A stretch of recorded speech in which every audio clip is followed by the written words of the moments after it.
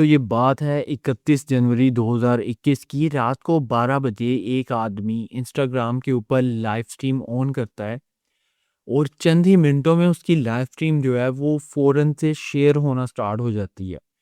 और लोग जो हैं वो अपने दोस्तों के साथ, अपने रिश्तेदारों के साथ उसे शेयर कर रहे होते हैं और वो वायरल होना स्टार्ट हो जाती है। तभी एक ऐसे इंसान के पास ये लाइव स्ट्रीम पहुंचती है जो कि थोड़ी देर उस लाइव स्ट्रीम को देखता है और उसके बाद उसे समझ में आ जाता है कि ये असल में लाइव स्ट्रीम में हो क्या रहा है और जो हुआ है वो बहुत ही भयानक है। और वो फ़ौरन से पुलिस को कॉल कर देता है। और पुलिस को कॉल करना तो चलो एक बात रहेगी कि ठीक है, किसी ने आइडेंटिफ़ाई कर दिया, उसने उस जगह की एग्ज़ैक्ट लोकेशन बता दी। तो ये केस जो है ये काफ़ी ट्विस्टेड है। तो इसकी मैंने सारे रिसोर्सेज़ वग़ैरह नीचे जो है वो डाल दिए हैं और इस केस का फ़ैसला अभी 2026 में 14 अक्टूबर को आने वाला है। तो मैंने कहा कि एक वीडियो मैं डाल दूँ इसके ऊपर, ताकि इसके ऊपर क्या वर्डिक्ट आती है वो हमें पता चल जाए। तो तुम लोग नीचे कमेंट में आके मुझे याद करवा देना। और इस वीडियो को अभी से सब्सक्राइब कर दो और मेरे चैनल को सब्सक्राइब कर दो, क्योंकि इस तरह मुझे मोटिवेशन मिलती रहेगी मज़ीद वीडियोस बनाने की। रात के अंधेरे में इंस्टाग्राम के ऊपर एक आदमी लाइव होता है और वो कैमरे पे बैठा बातें कर रहा होता है कैमरे से। और उसके मुंह में एक सिगरेट होती है जो कि जली नहीं होती। और उसके पीछे फर्श के ऊपर दो औरतें होती हैं। और वो औरतें, ऐसा लग रहा था जैसे अनकॉन्शियस है, क्योंकि उस लाइव स्ट्रीम में सिवाय उसके और कोई भी बोल नहीं रहा था और ना ही उन औरतों में से कोई हरकत कर रहा था। लेकिन हैरानी की बात ये है कि ना तो वो बंदा घबरा रहा था, ना वो किसी से मदद मांग रहा था, ना वो कंफ्यूज था। वो बस कैमरे से बात कर रहा था जैसे ये सब कुछ उसके लिए नॉर्मल हो। और कुछ व्यूअर्स को उसकी तरफ देख के ऐसे लग रहा था कि यार कोई बंदा, क्या नाम है, जब उन्हें इस चीज़ के बारे में पता चला, इस हॉरिफिक चीज़ के लिए जो उन्होंने देख ली थी और वो लाइव इंस्टाग्राम के ऊपर रिकॉर्ड भी हो गई थी, कि कहीं न कहीं इस बंदे ने कोई ना कोई कुछ ना कुछ तो फूँका हुआ है। ये इस नशई ने, क्या नाम है, कोई ना कोई सब्सटेंस तो यूज़ किया है। लेकिन स्टार्टिंग में व्यूअर्स को कुछ समझ नहीं आ रहा था कि क्या ये कोई ड्रामा है या फिर ये कोई वायरल होने के लिए कोई स्टंट किया गया है, लाइक, या फिर ये कोई स्टेज्ड वीडियो है। अभी तक वो लोग कंफ्यूज थे। लेकिन ऐसा-ऐसा जब वो लगातार इसकी बातें सुनते रहे और वो लाइव स्ट्रीम के ऊपर मज़ीद रुके हैं, तो उन्हें पता चल गया भाई, ना तो ये कोई एक्टिंग है और ना ही ये कोई फेक वीडियो है। असल में उन्होंने एक बहुत ही हॉरिफिक चीज़ जो है वो देख ली है अपनी लाइव स्ट्रीम के ऊपर। और वो भी रात के उस पहर जब लोग सोने की तैयारी में, बस सोने से पहले अपने चंद मिनट जो हैं वो ज़रा रिलैक्सेशन के लिए या नींद के इंतज़ार में वो सोशल मीडिया यूज़ करते हुए गुजारते हैं। ज़रा एक सेकंड के लिए तुम लोग खुद सोचो। तुम लोग रात को सोने के लिए लेटे हो बिस्तर के ऊपर, तुम लोगों ने खाना खाया हुआ है, अपने सारे काम कर लिए हैं और तुम अब बस एक अच्छी-सी और गहरी नींद का वेट करने के लिए लेटे हो। अब तो ख़ैर कोई भी वेट नहीं करता। तो वेट करने की नींद का इंतज़ार करते हुए हम क्या करते हैं कि चलो थोड़ी देर सोशल मीडिया को स्क्रॉल कर। हर बंदे का अपना-अपना प्लेटफ़ॉर्म होता है। मेरा यूट्यूब है, तो एक टाइम पे इंस्टाग्राम था लेकिन अब नहीं है। ख़ैर, वो इंस्टाग्राम के ऊपर लोग स्क्रॉल कर रहे थे और करते-करते वो डिफरेंट रैंडम वीडियोज़ देख रहे हैं, मीम्स देख रहे हैं। और जो लोग लाइव जो है देखने के शौकीन होते हैं, वो लाइव वीडियोज़ देख रहे हैं किसी की। तो इसी तरह कुछ लोगों ने वो उस लाइव के ऊपर पहुँच गए जहाँ पर वो बंदा अपने बारे में शेयर कर रहा था। और लाइव का उस टाइम पे सीन ये था कि अब अगर कोई बंदा लाइव आता है तो वो उन लोगों को रिकमेंड हो जाती है जिन्होंने फॉलो नहीं किया हुआ। लेकिन उस वक़्त पे सिर्फ़ उन लोगों को ही नोटिफ़िकेशन वग़ैरह जाता था जो लोग एक स्पेसिफ़िक अकाउंट को फ़ॉलो कर रहे हैं। तो उन्होंने देखा कि यार ये तो हमारा जाना-पहचाना भी बंदा है, तो उसकी लाइफ़ के ऊपर जब वो लोग आए हैं, तो कि उसने देखा है कि फर्श के ऊपर बैठा हुआ है वो बंदा और ना वो चीख रहा है, ना वो पैनिक कर रहा है, बल्कि वो अजीब हद तक काम है। लाइक इस तरह की सिचुएशन के अंदर कोई कैसे काम रह सकता है? तुम्हें कोई बहुत ही बड़ा नशेड़ी होना होगा या फिर तुम एक कोई पागल इंसान हो, सच्ची मैं बता रहा हूँ। जो अभी आगे मैं डिटेल्स रिवील करूँगा, तुम खुद क्या नाम है कहोगे कि यार सच में। लेकिन अगर तुम में से कोई बंदा इस तरह से रह सकता है तो वो कमेंट ज़रूर करना। और वो जो भी बकवास कर रहा था अपनी कैमरे के ऊपर, उसमें से उसकी एक बात जो है जिसके ऊपर व्यूअर्स का बहुत ज़्यादा अटेंशन गया था और जिसे उन्होंने बहुत ज़्यादा हाइलाइट भी किया था और थोड़ा-सा उनका सस्पिशन जो है वो गहरा हो गया था। वो ये था, एक तो 2 औरतें जो हैं वो उसके पीछे बेसुध पड़ी हुई हैं, वो अनकॉन्शियस है। और अभी तक व्यूअर्स को ये नहीं पता था कि क्या वो अनकॉन्शियस है, लाइक वो सिर्फ़ बेहोश हैं या फिर वो चली गई हैं इस दुनिया से। इसके अंदर कन्फ्यूज़न थी। लेकिन उसकी बातों से जो था ना वो ऐसे लग रहा था कि नहीं, बात अनकॉन्शियस या बेहोश होने तक नहीं रही, अब बात आगे बढ़ चुकी है। क्योंकि वो लोगों से कह रहा था कि मेरे लिए दुआ करना, अब तुम लोग मुझे इंस्टाग्राम के ऊपर कभी नहीं देखोगे, ये आखिरी दफ़ा है कि मैं यहाँ पर इंस्टाग्राम के ऊपर हूँ। और इसके अलावा और भी काफ़ी बकवास कर रहा था वो। तो उनमें से एक व्यूअर जो है वो इसकी बातों को बड़े गौर से सुन रहा था और वो कहीं न कहीं इससे लिंक्ड भी था, ये जो बंदा था लाइव स्ट्रीम कर रहा था उसके साथ।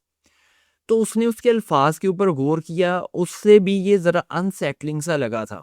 लेकिन जब उसने गौर किया, उसने एक टाइनी डिटेल को पकड़ लिया और उसके बाद उसे पूरी गेम समझ में आ गई और उसने फ़ौरन से पुलिस को कॉल मिलाई और उसने बाकायदा उस जगह का भी उसे बता दिया। उस रात कैलिफ़ोर्निया के शहर वैकविल में पुलिस को एक कॉल मिलती है। कॉलर कहती है कि एक आदमी इंस्टाग्राम पर लाइव प्यू-प्यू के साथ है और उसके पीछे 2 औरतें हैं जो कि बिल्कुल अपने होश में नहीं हैं। पुलिस इन चीज़ों को काफ़ी सीरियसली लेती है और 12:42 पर पुलिस वहाँ पर पहुँच जाती है और ये जगह थी वैकवेल, कैलिफ़ोर्निया, जो सोलानो काउंटी में लोकेटेड है। और अपार्टमेंट कॉम्प्लेक्स का नाम पब्लिक रिपोर्टिंग में जो आया है वो है रॉकी हिल वेटरन्स अपार्टमेंट। यहाँ ये एक ऐसी कॉम्प्लेक्स ये एक ऐसा हाउसिंग कॉम्प्लेक्स है कि जहाँ पर जो पहले होमलेस लोग रहे हैं जिनका कोई अपना घर नहीं होता या फिर जो रिटायर्ड वेटरन्स होते हैं या फिर लो इनकम के जो लोग होते हैं मेरी तरह के, वो वहाँ पर रहती हैं, वैसी फैमिलीज़। तो रात का वक़्त था और बिल्डिंग में क्योंकि उस वक़्त साइलेंस ही होगा और वैसे भी गरीब बंदे जो हैं वो मिनिमम वेज के ऊपर काम करते हैं, मेहनत मज़दूरी करते हैं, तो उनके तो ये सोने का टाइम होता है। ये तो अमीरों का वक़्त होता है कि वो रात के वक़्त भी चिल आउट कर रहे हैं क्योंकि उन्होंने सुबह ऑफ़िस लेट जाना है। लेकिन एक मज़दूर बंदे को तो टाइम से जाना पड़ेगा। कॉलर जो है वो पुलिस को बताती है कि वीडियो में उसके पास गन है और एक औरत है और मुझे लगता है कि वो औरत अब इस दुनिया में नहीं रही। तो ऐसी कॉल जो है वो पुलिस के लिए कोई ऑर्डिनरी नहीं होती। वो उसे सीरियसनेस का अंदाज़ा होता है और ये कोई डोमेस्टिक डिस्टर्बेंस नहीं था कि चलो घर में कोई लड़ाई वगैरह हुई है। ऐसी कोई कॉल नहीं थी कि हम ज़रा ओके कोई बात नहीं तसल्ली से चले जाते हैं। ना ये कोई नॉर्मल कोई दूसरी छोटी-मोटी कंप्लेंट थी। असल में ये एक होमिसाइड का केस था और होमिसाइड के केसेस को वहाँ की पुलिस बहुत ज़्यादा सीरियसली लेती है। और इसमें सबसे जो बड़ी बात ये थी कि पुलिस को पहले से ही पता चल चुका था कि जो सस्पेक्ट है उनका उसके पास ऑलरेडी एक गन मौजूद है। पुलिस जितनी जल्दी हो सकता था उस अपार्टमेंट कॉम्प्लेक्स के अंदर पहुंचती है। पुलिस वाले दरवाजे पर नॉक करते हैं और रेमंड को कहते हैं कि उप्स, ये नाम असल में बाद में रिवील करना था, मुझसे ये हो गया। खैर, पुलिस वाले उस बंदे को बोलते हैं कि हमने तुम्हें चारों तरफ से घेर लिया है, तुम बचकर नहीं जा सकते, अपनी गन को वहीं पर रख दो या और अपने हाथ ऊपर करके सामने आ जाओ हमारे और अपने आप को सरेंडर कर दो। जो भी उनकी एक लाइन होती है, तुमने बहुत सारी मूवीज में सुना ही होगा। तो वो ये सारी बातें उसे कहते हैं, लेकिन रेमंड अजीब ढीठ नस्ल का आदमी था। शायद उसने सोचा था कि नहीं, आज या तो मैं जो मैंने कर दिया इसके बाद मैं भी जीना नहीं चाहता। लेकिन देखते हैं कि बाकी क्या करता है ये। लेकिन वो कॉपरेट नहीं कर रहा था, वो सरेंडर भी नहीं कर रहा था, वो अपनी जिद पे अड़ा हुआ था। जैसे पंजाबी में कहते हैं कि चूड़े दी आकड़ आ गई थी, चूड़े दी आकड़ आ गई सी। तो शायद वैसे ये काम भी वैसे चूड़ों वाला ही है, तो शायद वो चूड़ा बन गया था उस वक्त। खैर, ये कहाँ जा रहा है। उसने अपने आप को इस अपार्टमेंट में बंद कर लिया था और यहाँ पर सिचुएशन मज़ीद ख़तरनाक हो जाती है, क्योंकि इस तरह के मामले के अंदर पुलिस को अब ज़बरदस्ती करनी पड़ेगी, और जब ज़बरदस्ती करेंगे तो उस वक्त जो है सिचुएशन वर्स हो सकती है, क्योंकि अगले बंदे के पास भी गन है। और गन के साथ साथ उस वक्त पुलिस को ये भी नहीं पता था कि वो जो औरतें हैं क्या वो सच में इस वक्त दुनिया से जा चुकी हैं, या फिर वो जस्ट अनकॉन्शियस है कि उसने उसे वो उन्हें सिर्फ यूज करेगा एज एज अ ब्लैकमेल। तो इस बारे में कंफर्मेशन नहीं थी, तो ये वक्त था बहुत सोच समझ के अपनी चाल चलने का, उसे पकड़ने के लिए। तो पुलिस ने जब देखा कि ओ ये मामला जो है ये हैंडल नहीं होगा भाई हमसे इतना इतना इजीली, तो उन्होंने स्वॉट टीम को कॉल कर दी कि हमें तुम्हारी ज़रूरत है, कोड रेड। पुलिस के पास जो डिटेल थी वो विक्टिम्स की तो नहीं थी पूरी तरह से, लेकिन उनके पास रेमंड की जो थी वो पूरी डिटेल थी उस सस्पेक्ट की, क्योंकि वो लाइव स्ट्रीम से एक तो उन्होंने आइडेंटिफाई कर लिया, और कुछ जब भी आपका इंस्टाग्राम का अकाउंट होता है तो उसके ऊपर आपका नाम वगैरह शो हो जाता है। तो वहां से जब पुलिस ने अपनी डेटाबेस के अंदर उस बंदे को सर्च किया है, तो उसे पता चला कि ओ ये तो हम जानते हैं, ये तो अपना पुराना जिगरी है, इसके साथ तो हमारी मुलाकातें होती रहती हैं, क्योंकि रेमंड, उस बंदे का नाम था रेमंड माइकल वेबर, और वो उस वक्त 29 साल का था। उसका पहले से क्रिमिनल रिकॉर्ड था। अब उसका जो क्रिमिनल रिकॉर्ड था, पहली दफ़ा जब वो उन्होंने उसे ऑलरेडी अरेस्ट काफ़ी दफ़ा किया था, तो 2006 में उसे 6 साल की सज़ा हुई थी, वो भी किसी के ऊपर अटैक करने के लिए। उसके बाद मई 2014 में उसे प्रोबेशन वायलेशन पर 90 दिन के लिए जेल में भेजा गया था। और फिर उसी साल 2014 में सितंबर के महीने में ये दोबारा से एक सेकंड डिग्री फेलिनी असॉल्ट के चक्कर में फिर से जेल में गया है, और इस दफ़ा ये गया था 6 महीने के लिए। और इस सब के बाद भी इसके कान रुके नहीं, ये 2016 के अंदर कोक, वो वाले कोक के चक्कर में फिर से जेल में गया था।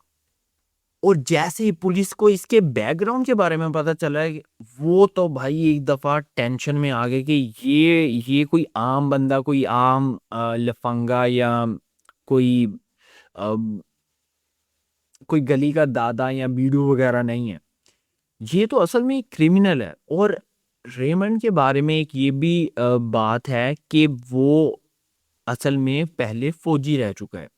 तो अब सिचुएशन जो है वो काफ़ी टेंस हो चुकी थी, क्योंकि अगला बंदा जो था, एक तो वो क्रिमिनल क्रिमिनल था, नंबर 2 उसके पास वो सारी ट्रेनिंग वगैरह भी थी, तो ये कोई आसान चीज़ नहीं होने वाली थी पुलिस के लिए।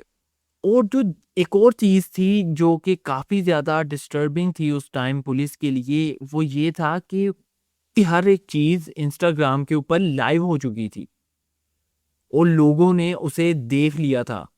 तो इसकी वजह से वहाँ पर डर का माहौल तो ऑब्वियसली होना ही था।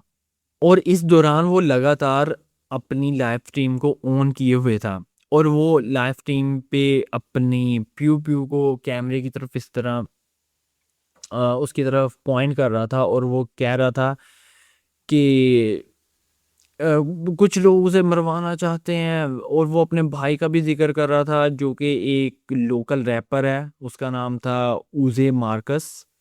इस नाम से वो मशहूर था।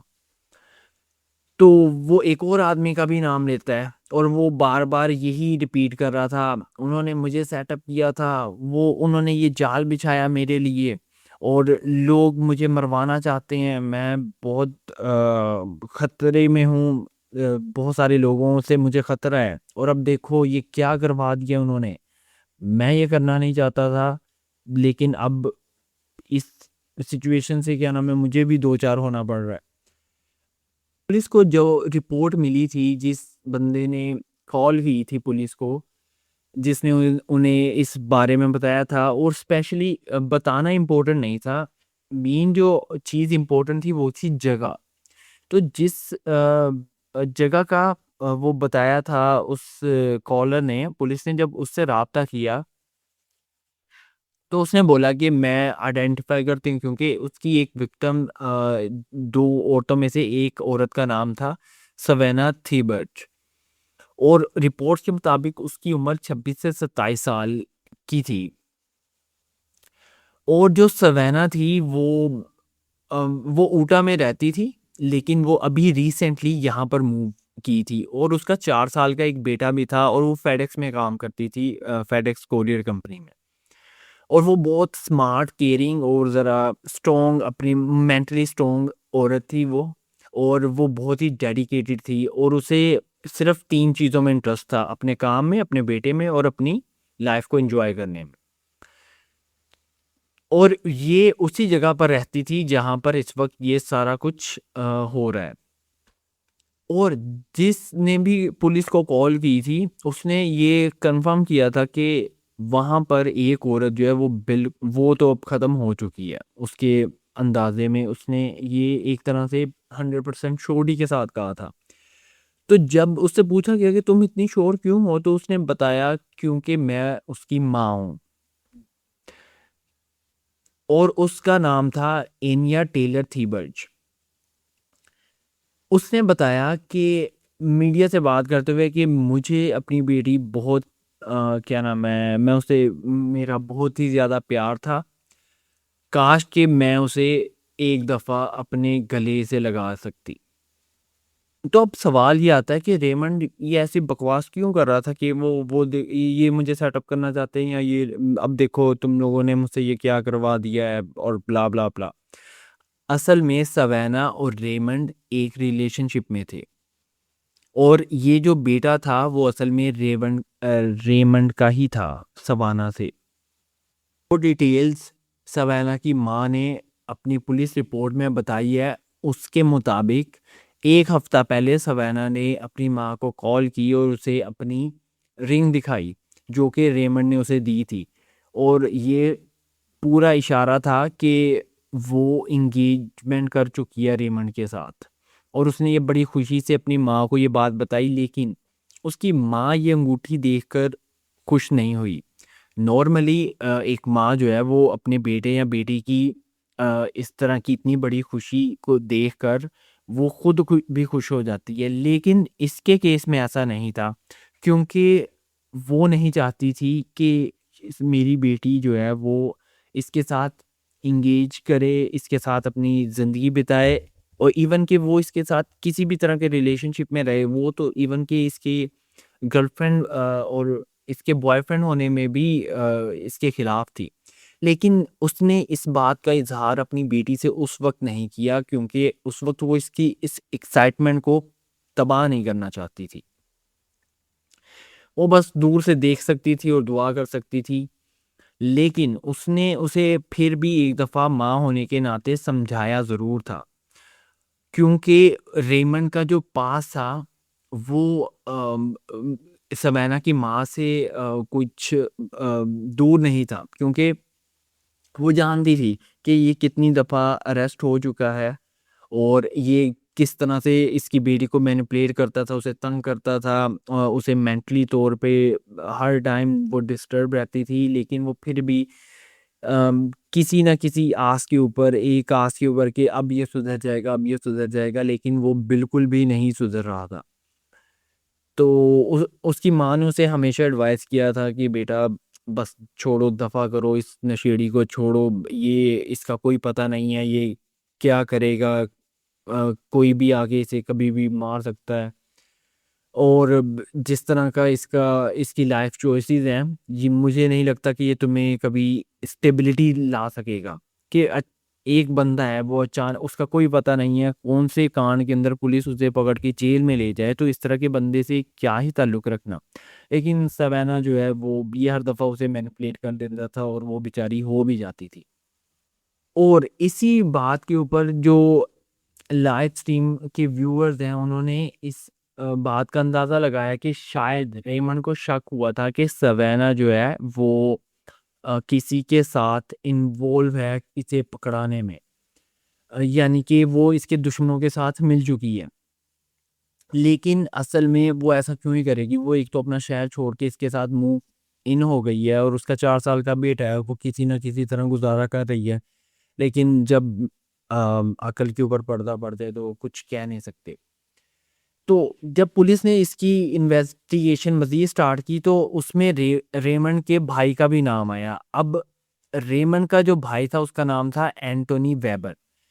वो उसे ढूँढने लग गए। एंटोनी की उम्र सिर्फ़ 16 साल थी जिस वक़्त ये केस चल रहा था 2021 में, और एंटोनी के ऊपर एक और एलिगेशन था, और वो ये था कि उसने रेमंड की जो पहली गर्लफ्रेंड थी, निकोल दुराते, उसके चेहरे के ऊपर ही प्यू-प्यू से उसे हमेशा के लिए इस दुनिया से बाहर भेज दिया। लेकिन जब उसे पकड़ा गया, उससे उससे जब इस बारे में पूछा गया तो उसने बोला कि नहीं भाई, मेरे ऊपर इस केस से रिलेटेड मेरा कोई ताल्लुक नहीं है। लेकिन पुलिस जो है वो पूरी तरह से कॉन्फिडेंट थी कि ये काम अकेले रेमंड नहीं कर सकता। इसके साथ उस वक़्त इसका भाई लाज़मी मौजूद था। अगर चलो वो उस जगह पे मौजूद नहीं था तो उन्हें ये पूरी तरह पुलिस कॉन्फिडेंट थी कि ये इसने किसी न किसी तरह हेल्प ज़रूर की हो। तो ये सारी चीज़ें जो हैं वो एक पैटर्न क्रिएट कर रही थी। लेकिन उस पैटर्न के अंदर एक चीज़ नहीं आ रही थी, और वो थी वो दूसरी औरत। वो दूसरी लड़की की उम्र जो है वो 15 साल बताई गई है, जो उस इंस्टाग्राम लाइव के ऊपर सवेना के साथ बेसुध पड़ी हुई थी। इसका नाम जो है इनिशियल इन्वेस्टिगेशन के अंदर उसकी फैमिली ने रिक्वेस्ट की थी कि इसका नाम ना आए, ताकि वो अपनी अ, बाकी फैमिली की इज़्ज़त को बचा सकें, ये या और पता नहीं क्या रीज़न इसका हो सकता है। तो उसका नाम इसमें शामिल नहीं किया। अब उसका नाम सामने आ चुका है, लेकिन वो मैंने ऐड नहीं किया क्योंकि उससे कोई हमारी स्टोरी के ऊपर ख़ास फ़र्क पड़ता नहीं है। लेकिन अ, वहाँ पर बात ये है कि 2 जो औरतें थी वो दोनों ही इस दुनिया से जा चुकी थी। अब बारी आ रही थी उसे पकड़ने में। तो जब स्वॉट टीम आई है, उन्होंने अपनी तरफ से ट्राई की रेमंड के साथ नेगोशिएट करने की, लेकिन रेमंड बिल्कुल भी नहीं मान रहा था। तो फिर उन्होंने उन्हें घी जब सीधी उँगली से नहीं निकलता तो उन्हें उँगली टेढ़ी करनी पड़ी। उन्होंने जब देखा कि ओके, इसका कोई चांस नहीं है कि ये हमारे साथ कोऑपरेट करेगा, तो बिल्डिंग को सेव करने की कोशिश की उन्होंने। उन्होंने फ़ौरन जो साथ वाले एरिया से जो उनके रेज़िडेंट से उन्हें भी वहाँ से इवैक्यूएट करवा दिया। क्योंकि एक पागल आदमी के पास एक प्यू-प्यू है, और वो इस प्यू-प्यू से कुछ भी कर सकता है। वो कहीं पर भी कोई भी उसका निशाना बन सकता है। तो वो वहाँ पर इस तरह का कोई भी रिस्क नहीं लेना चाहते थे। तो उन्होंने जब उन्हें साइड पे कर दिया, पूरे 8 घंटे लगे। उन्होंने डिफ़रेंट तरह के ऑफ़िसर्स ने केमिकल एजेंट्स को यूज़ किया उसे डिस्ट्रैक्ट करने के लिए। और दूसरी डिस्ट्रैक्शन डिवाइसेस यूज़ की, ताकि वो उसका ध्यान जो है वो बँट सके कि वो जिस तरह एक पंजाबी में या उर्दू में मिसाल है, दायां दिखा के बायां मारना। ठीक है, तो अगर तुम लोगों ने कभी यस्सु बंजू खेला हो तो उसमें भी ये यूज होता है। खैर, ये वो उस चीज का ट्यूटोरियल नहीं है। तो उन्होंने उसे डिस्ट्रैक्ट करके ये सबको इवैक्यूएट करना और निगोशिएट करना, इस सब में पुलिस को 8 बज गए।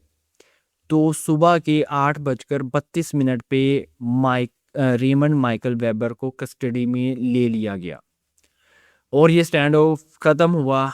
लेकिन जो खत्म नहीं हुआ था वो था सवैना की माँ और उस 15 साल की बच्ची की माँ का दुख। क्योंकि एक कैदी को तो आप कैद में रख लोगे, उसे ये सजा मिल जाएगी, और जो बंदा यहाँ से चला गया है उसका किस्सा भी खत्म हो चुका है, लेकिन जो पीछे फैमिली रह जाती है उसका क्या। और पुलिस ने जब इसकी फर्दर इन्वेस्टिगेशन किया तो उसमें वो एक चीज ये भी बता रहे हैं कि इसमें ह्यूमन ट्रैफिकिंग का भी हमें इन्वॉल्वमेंट लगता है। क्योंकि इस बंदे की एक तो पास्ट हिस्ट्री जो है वो कोई खास अच्छी है, ये हर तरह के वो नशे वगैरह के अंदर इन्वॉल्व है, तो हाई लाइकली कि अब भी नशे की खातिर या पैसों की खातिर या किसी और चीज़ की खातिर इसने इतनी यंग लड़की जो है वो ऐड की हुई है अपने प्लान के अंदर, तो इसका कहीं ना कहीं यही ताल्लुक होगा। लेकिन अभी इसकी मज़ीद डिटेल जो हैं वो आ रही हैं और बहुत सारे रूमर्स भी इसके साथ निकल के आ रहे हैं। मैंने काफ़ी डिटेल्स और रिसोर्सेज जो हैं वो डिस्क्रिप्शन में दे दिया है, अगर तुम लोग जाके इसके ऊपर रिसर्च करना चाहते हो तो तुम लोग कर सकते हो। अब मैं इसकी वर्डिंग का असल में वेट कर रहा हूँ कि इसका क्या फ़ैसला होता है और मज़ीद क्या डिटेल्स जो हैं वो सामने आती हैं, ताकि ताकि हम अवेयर हो सकें। क्योंकि ये कोई क्रिमिनल ये कोई वेल नोन गैंगस्टर्स नहीं हैं। इन्हें सोसाइटी में कोई इस तरह से नाम नहीं दिया होता, ये हमारे अंदर ही घूम रहे होते हैं, हमारी तरह नॉर्मली बात कर रहे होते हैं। बस मेंटली तौर पे इनका एक ट्रिगर होता है जो लाइक वो कभी भी दे जस्ट स्नैप और वो कुछ भी कर देते हैं। और इस तरह के लोगों से ना तो दोस्ती करनी चाहिए और ना ही दुश्मनी करनी चाहिए, बल्कि इनसे दूर रहना चाहिए। क्योंकि ये लोग अपनी इमोशंस के ऊपर काबू ही नहीं पा सकते। तो जब एक इंसान अपनी इमोशंस के ऊपर काबू छोड़ देता है तो वो अपने लिए नहीं बल्कि सबके लिए खतरा बन जाता है। बाकी ये केस इतना डिस्टर्बिंग तो नहीं था, सिवाय इस एस्पेक्ट की कि ये एक लाइव स्ट्रीम के ऊपर हुआ है। लेकिन मेरा इसे बनाने का मकसद था कि इसकी हम वर्डिक्ट को ताकि तुम लोग मुझे याद करवा सको कि इसी साल ये होना है, तो क्या इसकी सुनवाई होती है, इसे छोड़ देते हैं या नहीं छोड़ते, लेट्स सी। लेकिन एक चीज़ है जो तुम्हें बिल्कुल भी नहीं छोड़नी चाहिए और वो है ये वीडियो। अगर तुम्हें कोई एक मिस्ट्री, क्या नाम है, अगर तुम मिस्ट्री के शौकीन हो, तुम्हें एक असली मिस्ट्री के बारे में जानना है, तो तुम मेरे चैनल के ऊपर वो वीडियो देख सकते हो। और अगर तुम्हें एक डिस्टर्बिंग केस के बारे में सुनना है कि किस तरह एक 13 साल की लड़की और 21 साल का लड़का जो है उसने उसे लाइक इट्स डिस्टर्बिंग, तो तुम जो है वो मेरी वीडियो मेरे चैनल के ऊपर जाके दे सकते हो। लेकिन मेरे हिसाब से तुम्हें ये वीडियो अभी की अभी देख लेनी चाहिए।